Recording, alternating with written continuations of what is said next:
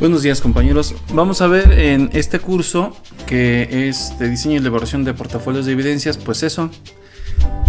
¿Qué son las evidencias? Vamos a empezar por ahí a conceptualizar, a ver una parte teórica importante para determinar qué es lo que vamos a diseñar y con qué intención.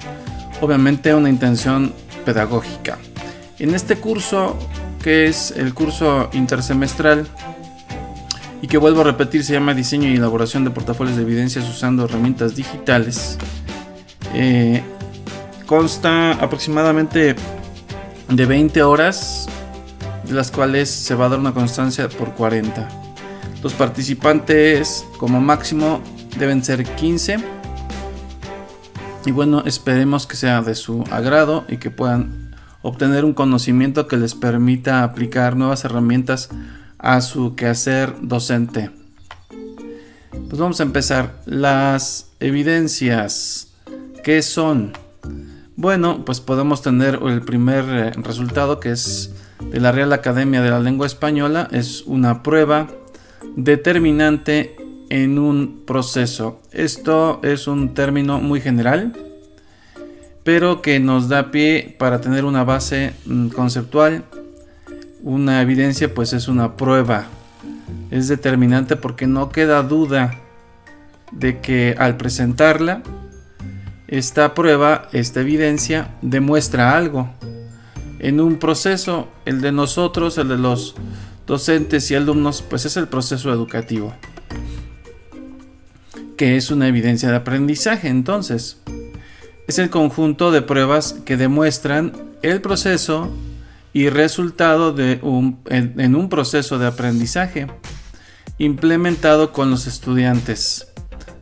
Y como ejemplos tenemos la planificación didáctica de unidades, de sesiones, las fichas de trabajo, los instrumentos de evaluación y los productos elaborados por los estudiantes. De manera general, así se considera lo que es una evidencia de aprendizaje. Para poder organizar adecuadamente las evidencias, pues es necesario establecer un proceso. Un proceso que, a decir de algunos autores, implica los siguientes pasos. Primero, planificación. En la planificación se consideran todos los documentos que posibilitan la ejecución de las sesiones, como la unidad y sesión de aprendizaje, la matriz de evaluación, etc. A lo que nosotros le llamamos planeación didáctica.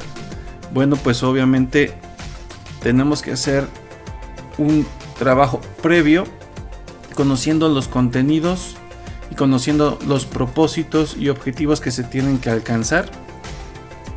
Pues en función de eso, nosotros planeamos sesiones.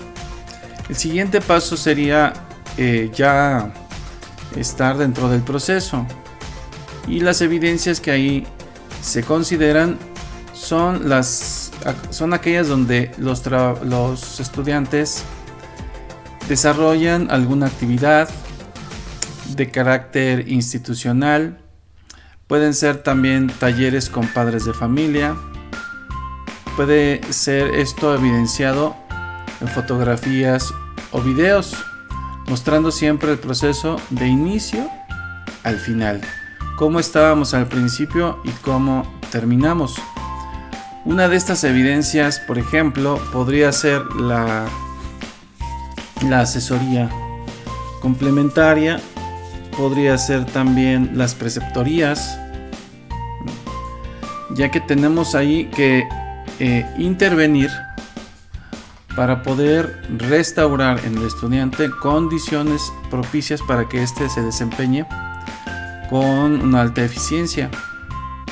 Entonces, realmente la preceptoría sería todo un proceso evidenciado por los documentos, como son los anexos, donde ponemos ahí la problemática y a qué acuerdos llegamos, y después le damos un seguimiento.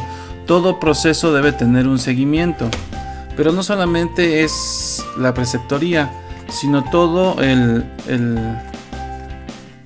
la estancia del alumno en la escuela, en los diferentes niveles en los cuales los podemos atender. Y finalmente serían las consideraciones del producto. Los productos son generados por los estudiantes, son por ejemplo organizadores gráficos, maquetas, monografías, cuestionarios, manuales, etc. Y también son los productos generados por los docentes. Los docentes generamos resultados de evaluaciones finales, cuadros estadísticos, informes de resultados, pero también diseñamos material didáctico. Y este material didáctico también es un producto que compartimos con el alumno. Este curso se va a enfocar a este tipo de evidencias. Evidencias por producto.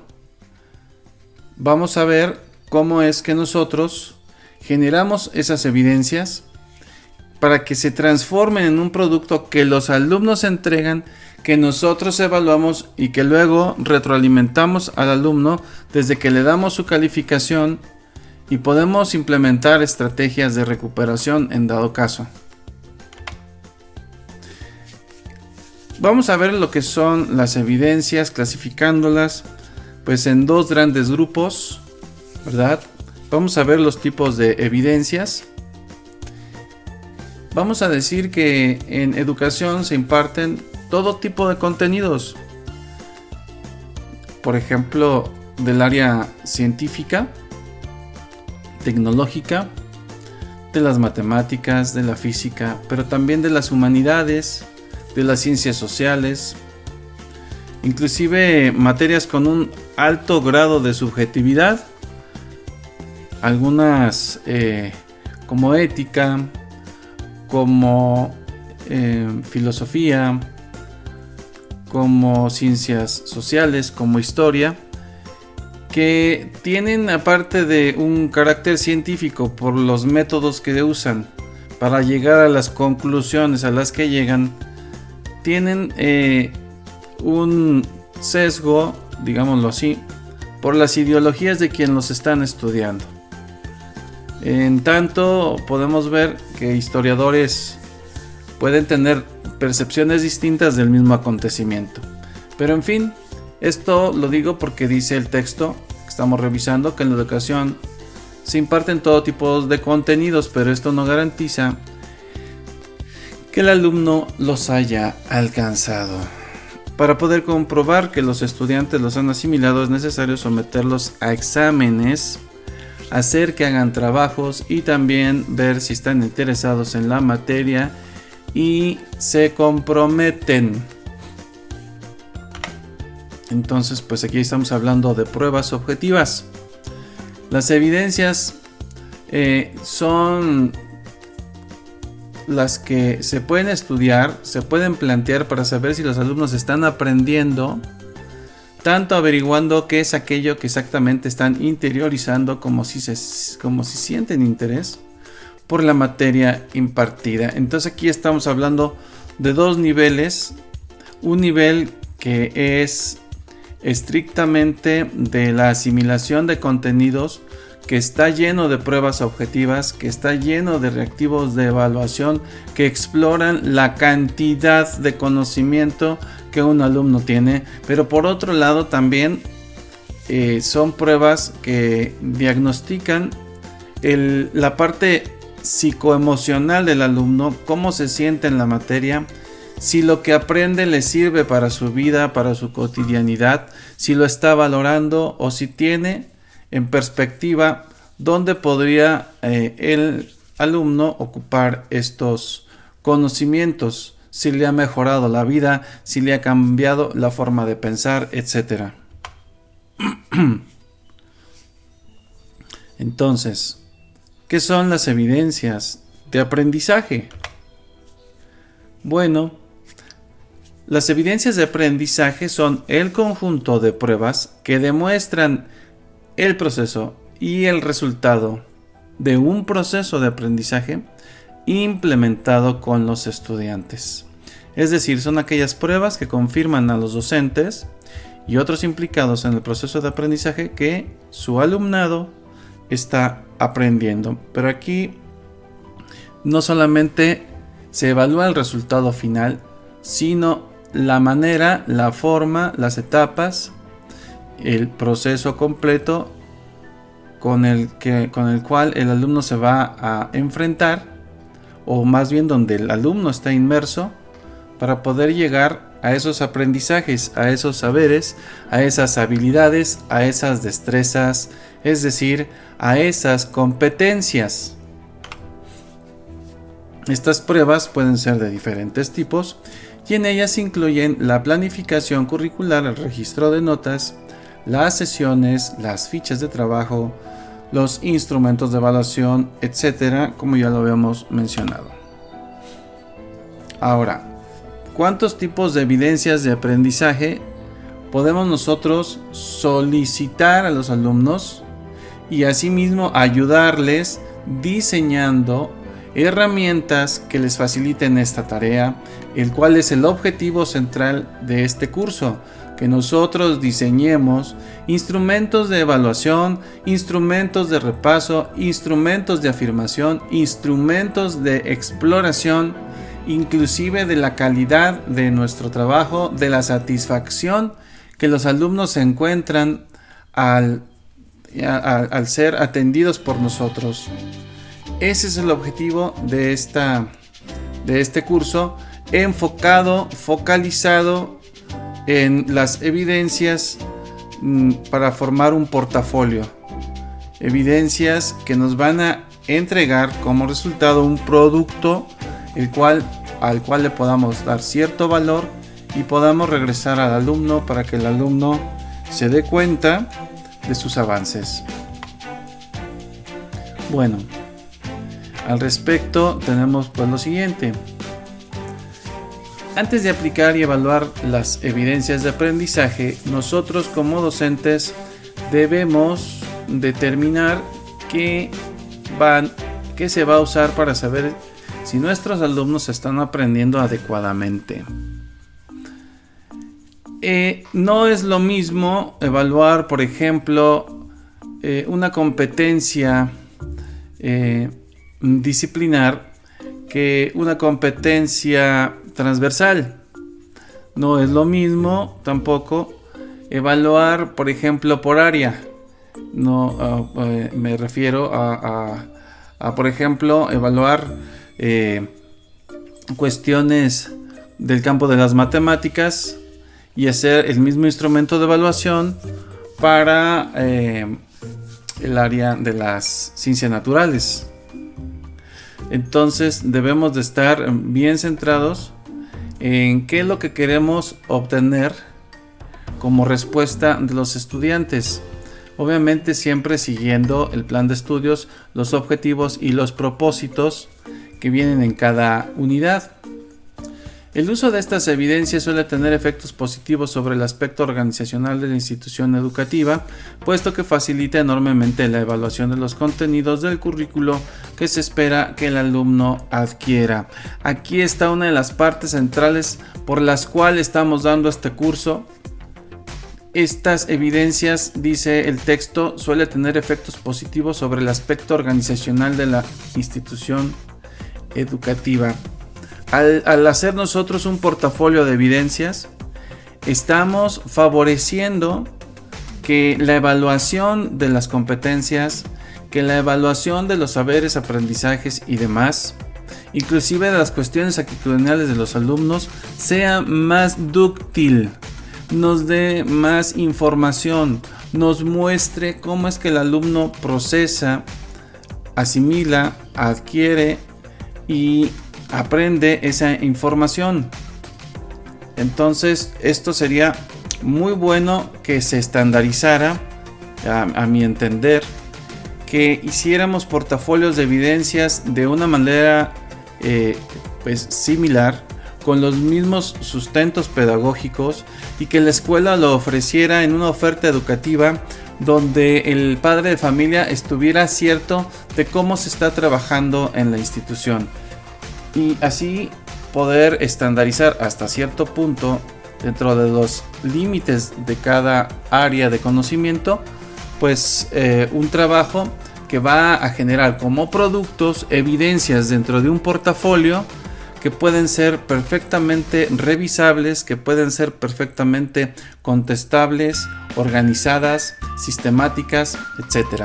Lo cual facilitaría, a mi entender y por mi experiencia, los procesos de evaluación, que finalmente son los que van a impactar sobre los indicadores de calidad educativa, como por ejemplo lo son la transición, el índice de reprobación, el índice de aprobación, la cantidad de alumnos que tenemos en asesorías, etc. Todo esto a mediano plazo, a mi entender, podría favorecer que todos nosotros como docentes, al aplicar las mismas estrategias o similares con los alumnos, como es el uso de un portafolio diseñado con ciertos estándares, estos alumnos vieran esta homogeneidad en cuanto a la forma de trabajar y pues obtuviéramos mejores resultados. Ya no sería la ocurrencia de un maestro que de repente dijo: voy a hacer un portafolio, lo voy a organizar de tal y tal manera, lo cual en mi experiencia no funciona en la mayoría de las veces, aunque pareciera una buena idea. Estandarizarlo, colegializarlo, fomentarlo, usarlo y evaluar resultados a mediano plazo, me parece que sería una muy buena herramienta el uso de este portafolio de evidencias para tener estos efectos positivos que dice esta diapositiva, que son sobre el aspecto organizacional, y a lo que más nos interesa a nosotros como docentes pues es conservar la matrícula, porque pues es primero nuestra vocación, es precisamente un servicio que damos para que los alumnos aprendan y tengan un mejor porvenir a través de lo que aprendan, y a la par pues tener nosotros también un ingreso, porque a mayor número de alumnos pues obviamente incrementa el número de horas. Criterios y tipos de evidencias. Bueno, el principal criterio para diferenciar entre tipos de evidencias de aprendizaje es en función de los objetivos y a qué tipo de preguntas responden con respecto al aprendizaje de los estudiantes. Los objetivos pues ya están planteados en los programas. Las preguntas que se hace uno con respecto al aprendizaje de los estudiantes es pues cómo aprenden, a qué ritmo, cuánto, qué cosa, bajo qué postura inclusive ideológica podemos abordar un tema, etc. Y bueno, los tipos de evidencias se pueden dividir en dos: directas e indirectas, y en toda buena evaluación académica deberían usarse ambas. Las primeras, que son las evidencias directas, suelen darnos información objetiva y más fácil de medir, mientras que las segundas nos ofrecen información de tipo más cualitativo, aunque subjetivo. Vamos a ver lo que son las evidencias directas. Son de tipo visible, objetivo y tangible. Responde a la pregunta: ¿qué han aprendido mis estudiantes? Muestran exactamente qué están y qué no están aprendiendo los estudiantes. Y son todas aquellas que pasan a lo que se podría llamar la prueba del escéptico. Por ejemplo, una persona se podría mostrar escéptica con la forma en cómo aprenden los estudiantes, teniendo serias dudas con ciertos tipos de evidencias más subjetivas, como pueden ser las autoevaluaciones sobre las habilidades de escritura realizadas por los propios estudiantes.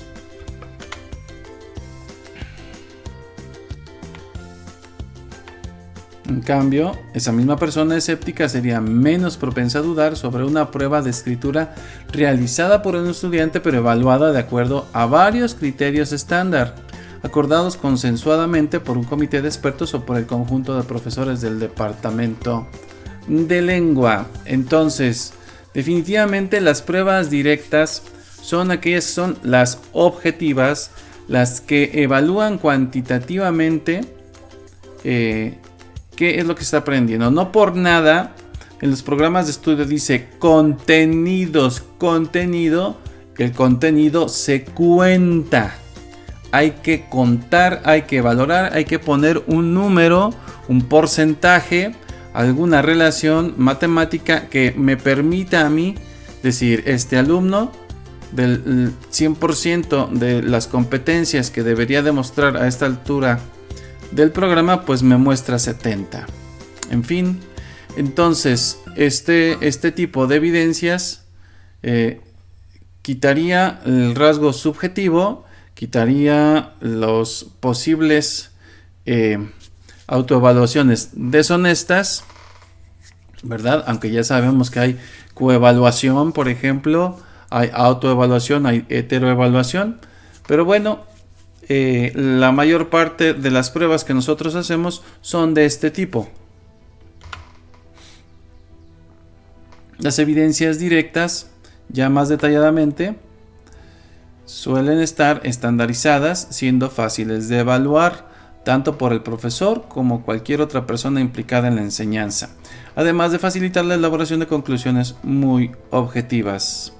Cuando uno hace su tesis, por ejemplo, en el área de las matemáticas, en el área de la química, en el área de las llamadas ciencias exactas, no puede uno ir con su asesor de tesis y decirle: mire, yo creo que ese fertilizante le está haciendo mucho daño a esa planta. El asesor inmediatamente lo corrige a uno y le dice: ¿qué es mucho? A mí no me hables de mucho, háblame de números, de relaciones, de mediciones objetivas, de parámetros que yo pueda medir con sistemas de medición, con instrumentos de medición, con unidades, porque las magnitudes a medir son las que me dicen, y no tu palabra mucho. ¿Qué es lo mucho? ¿Qué es lo menos? ¿Qué es lo bueno? ¿Qué es lo malo? Eso no está dentro de los atributos de una evidencia directa, porque eso no se puede medir. Queda todo al relativismo, y el relativismo nos indica que todo fenómeno es relativo a quien lo está viendo, pero en las ciencias, sobre todo a partir de la escuela de Stuttgart, con los neopositivistas, establece que el objeto es objeto a pesar de la idea que tenga el investigador sobre el objeto. Y esto es algo que estamos usando en la escuela al momento de hacer evidencias directas totalmente cuantificables y medibles. Algunas de estas evidencias directas de aprendizaje son registros de archivo, proyectos finales, muestras de trabajos del estudiante, como exámenes, informes y ensayos. Observaciones conductuales también pueden ser evidencias directas, porque sí es objetivo la conducta de un alumno que no quiere participar, un alumno que se esconde, un alumno que no llega a las clases. Es medible, porque si yo tengo 10 clases y el alumno no llega a 8, pues es medible. Ahora, los motivos por los cuales se comportan así, eso ya es parte de la subjetividad, cosa que se evalúa con otro tipo de evidencias. Otro tipo de evidencias directas serían las entrevistas de competencias, los simulacros de examen. Por ejemplo, nosotros en la materia de procesamiento de información por medios digitales y en otras más, tenemos que usar un simulador, y ese simulacro me da un resultado medible, cuantificable, un número de cuánto sabe un alumno. Defensas y presentaciones orales. Muchos nos titulamos a través de defender una tesis ante un panel de expertos llamado sinodales, y ahí nosotros pues hacíamos la defensa de nuestro propio trabajo. Ahora esta modalidad ya no es la única, y bueno, pues se dan más facilidades para que los alumnos se titulen. Y finalmente, evaluaciones de ejecución.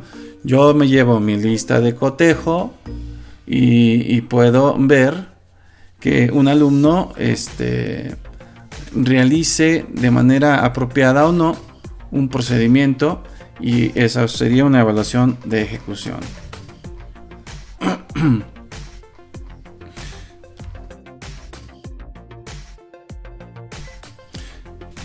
Bueno, entonces las evidencias indirectas son aquellas pruebas en las que el estudiante probablemente esté aprendiendo, pero no determinan con claridad qué o cuánto está aprendiendo. Responden a la pregunta ¿qué dice haber aprendido el estudiante?, más no la prueba objetiva que se le tuviera que aplicar. Son más cualitativas que cuantitativas. Las evidencias indirectas se pueden agrupar en 4 categorías fundamentales: reacción, transferencia, aprendizaje y resultados. Entonces, las evidencias indirectas catalogadas como reacción nos sirven como un parámetro que mide la satisfacción del estudiante con la experiencia de aprendizaje. Las evidencias indirectas de aprendizaje hacen referencia a qué han aprendido a partir de la experiencia de aprendizaje. Ellos libremente pueden decir qué han aprendido y no necesariamente tienen que contestar a un cuestionario dirigido donde se mida dicho aprendizaje. Transferencia se refiere al uso de los contenidos adquiridos en la clase aplicados a otros contextos.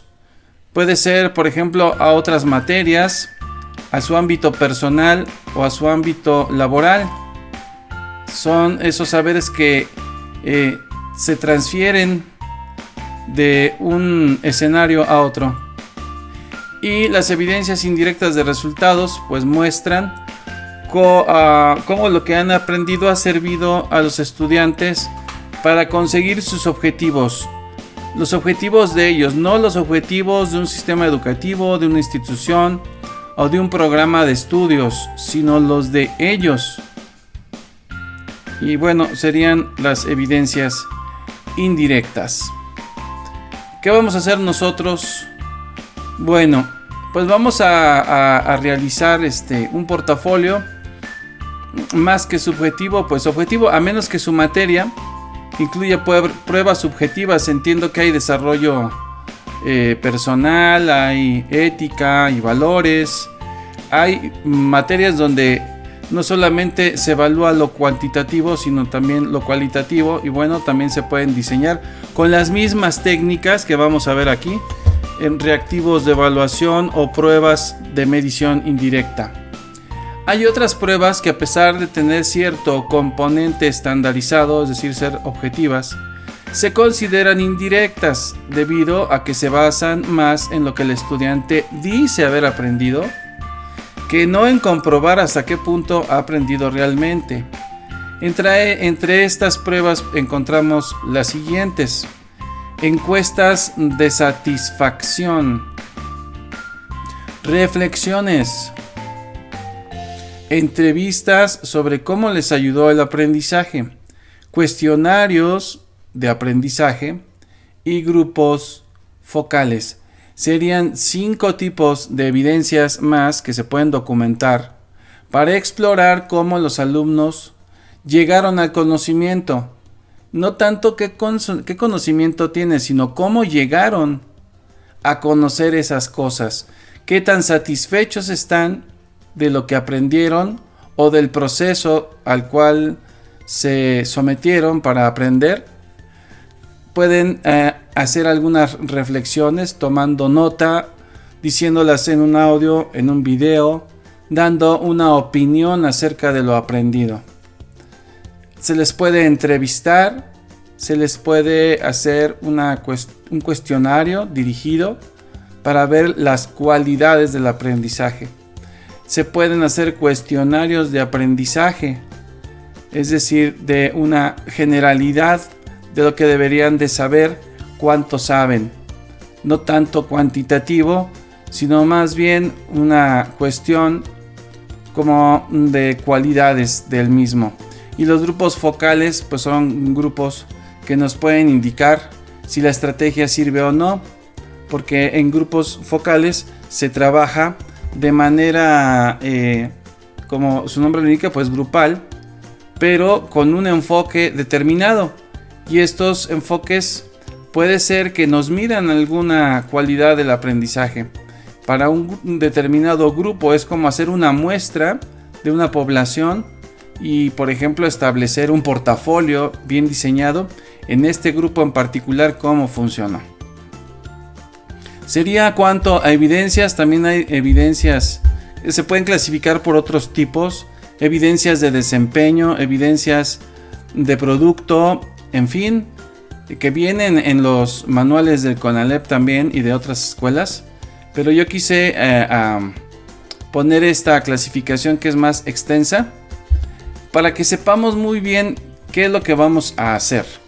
A continuación, pues sería ver lo del portafolio y hacer las actividades que vamos a poner en Classroom. De mi parte, aquí cerramos este primer tema, que son acerca de las evidencias, su clasificación y pues un panorama general de lo que es cada una de ellas. Saludos y que se la pasen bien.